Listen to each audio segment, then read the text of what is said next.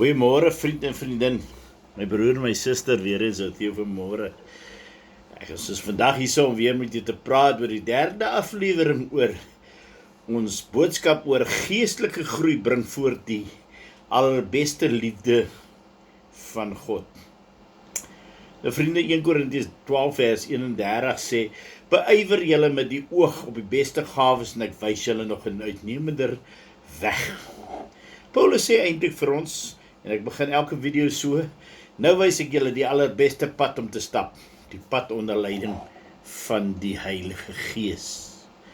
Vriende, ons het nodig, soos ek gister afgesluit het, om die vrug van God, die vrug van liefde te openbaar aan die wêreld. Ons lees in Galasiërs 5:22 oor die vrug van God, wat eintlik die karakter is van Jesus. Dit moet in ons wees en in ons groei. Nou vriend en vriendin, vandag wil ek dan met u praat oor die dinge. Maar ek wil begin om vir jou te sê, daar is nie krag of vrug sonder geestelike groei nie. Daar is nie krag of vrug sonder geestelike groei nie. Daarom moet jy nie net gered wees nie, maar jy moet heiligmaking najaag. Jy moet geestelik groei, want jy is nog net 'n baba in geloof, al word jy op 80 gered, jy is steeds 'n baba. As jy nie geestelik gegroei het nie, en jy is al 20 jaar gered, is jy nog steeds 'n baba. Maar deur geestelike groei kan jy sterk staan, kan jy kragtig wees in die Here, en sal jy nie wispelturig optree nie, sal jy nie deur verskillende leringe rondgegooi word van een kerk na 'n ander kerk nie. Jy sal standvastig die woord van God ken en vashou daarin. Jy sal geseën word deur God en gewortel wees in Jesus Christus, opgebou in Christus, gevul met die Heilige Gees. Jy sal krag hê om te getuig, om te oorwin en om staande te bly. Maar die dinge kom nooit uit eie ons inspanning nie. Die krag kom van God. Psalm 18:33 en ook Jesaja 40:28 en 29 praat van hierdie selfde dinge. Wat sê dit is God wat met krag ons omgord. Onthou Jesus se woorde in Handelinge 1 vers 8.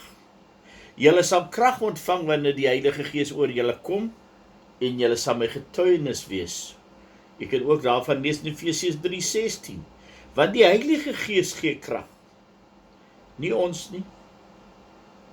Hy is eintlik die hemelse dynamos, die kraggewer, wat ons dryf, wat ons aanvuur. Die krag van die Heilige Gees, wat van God afkom deur die Heilige Gees, kom uit innige omgang met God. Jesaja 40 vers 31 sê, en wag op God. Jy sien, ons moet wag op hom. Hy sê, die wat op die Here wag, kry nuwe krag. Krag, vriende, goddelike krag, is die resultaat van 'n rein, skoon lewe. Nederige kinders wat hulle onderwerp aan God en aan sy Gees. Job 17:9 sê, die wat rein van hande is, neem toe in krag. Daarom wil ek jou vandag vir jou sê, as jy jou toelê op die bogenoemde dinge, sal God sy krag oorvloediglik in jou hart uitstort, in jou lewe uitstort. Dis iets om te begeer en om na te jaag. Daarom moet jy dit najaag. Daar is geen standvastigheid, vriende, sonder geestelike groei nie. As ek Jeremia 17 vers 5 tot 8 lees, dan verstaan ek dat die Here sê, vervloek is die man wat op die mens vertrou en vlees sy arm maak, terwyl sy hart van die Here afwyk. Verder het hy ook gesê, bedrieglik bo alle dinge is die hart van die mens. Ons kan nie op niemand vertrou nie, is op jouself nie. Daarom moet jy gered word, want kyk voor jou redding al die sondige dinge wat jy gedoen het. Na jou redding is dit die Heilige Gees wat jou verander en wederbaar na die gelykvormigheid van Jesus as hy wat jou leidsman is, wat jou helper is, wat jou toerus en jou verander. Maar jy moet onthou, dit is 'n ding wat jy moet aanhou doen. Heiligmaking, geestelike groei, is nie 'n eenmalige ding soos jou redding nie. Maar dit is 'n progressiewe, aanhoudende ding, waarby die Heilige Gees van God, wat in jou kom woon het nadat jy Jesus aangeneem het, jou verander na die gelykvormigheid van Jesus deur jou toelaatbare wil. Jy moet gewillig wees om te leer, om gelei te word, om toegerus te word. Moet nooit dink jy het alreeds 'n vlak bereik waar jy is, waar jy moet wees nie. Want dit is geestelike hoogmoed en dis die begin van die val. Vriende, daar is nie so iets so stilstand in die lewe van 'n kind van God nie. Of jy sal groei, of jy sal kwyn. Of jy sal vorentoe gaan en sterk word, of jy sal gly, teruggly en jy sal afvallig raak. Of jy sal aktief met God se dinge besig wees, of jy raak koud en onaktief. Kom ek lees vir jy. In Hebreërs 2 vers 1 sê, daarom moet ons des te meer ag gee op wat ons gehoor het, dat ons nie miskien wegdrywe nie. Ek gaan afsluit en dan daarna wil ek vir u so 'n verhaal vertel. Vriende, ek wil afsluit en sê, alleenlik wanneer jy voortgaan om geestelik te groei, gaan jy verseker dat jy nie sommer weer meegesleep word deur ander of valse leerstellings of valse predikers nie. 2 Petrus 3:17 en 18 sê, julle moet op julle hoede wees, dat julle nie miskien meegesleep word deur die dwaling van sedelose mense en wegval uit julle eie vastigheid nie, maar julle moet toeneem in die genade en die kennis van ons Here Jesus Christus en Saligmaker. Vriende, ons moet besef, Satan is magtiger as ons, maar God is almagtig. Ons moet vashou aan die Here, vashou aan die Heilige Gees en toelaat dat hy ons lei. Hy sal ons behoed, bewaar en beskerm en hy sal ons deurdra. Wil jy weet dat God verlang dat ons, vriende, volgens Filippense 2:15 onberispelik en opreg moet wees? Ons moet kinders van God sonder gebrek te midde van 'n krom en verdraaide geslag wees. Ons moet skyn soos ligte in hierdie wêreld, want daar is geen eer aan God sonder geestelike groei nie. God se naam word deur die modder gesleep as 'n Christen onvolwasse, onstandvastig bly en as hy voortgaan om die Here halfhartig te dien. God se opdrag bly steeds 1 Korintiërs 5:58.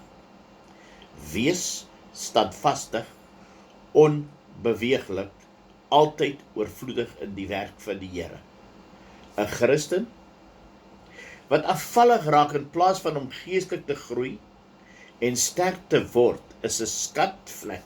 'n Skandvlek, sê ek vir jou, op die naam van die Here. En die woord sê in Spreuke 25:26, 'n troebelfontein en 'n vuile bron, so is die regverdige wat wankel voor die goddelose. Hy is soos 'n hond wat terugkeer na sy uitbraaksel, sê Jakobus. Hy is soos 'n vark wat gewas is, wat weer in die modder gaan rol. Vriende, so 'n onvolwasse Christen maak dit anders sê, ek wil nie God volg nie, want hy kan nie regtig mense permanent verander nie. Kyk na daardie sogenaamde Christen. Wat is jou keuse vandag? Wie gaan jy dien, God of die wêreld? Nou vriende en vriendin, ek het beloof om vir jou 'n verhaal te vertel. Die verhaal gaan oor die varing en die bamboes. Daar was 'n man wat besluit het om moed op te gee. Hy het sy werk opgegee, sy verhouding, sy geloof.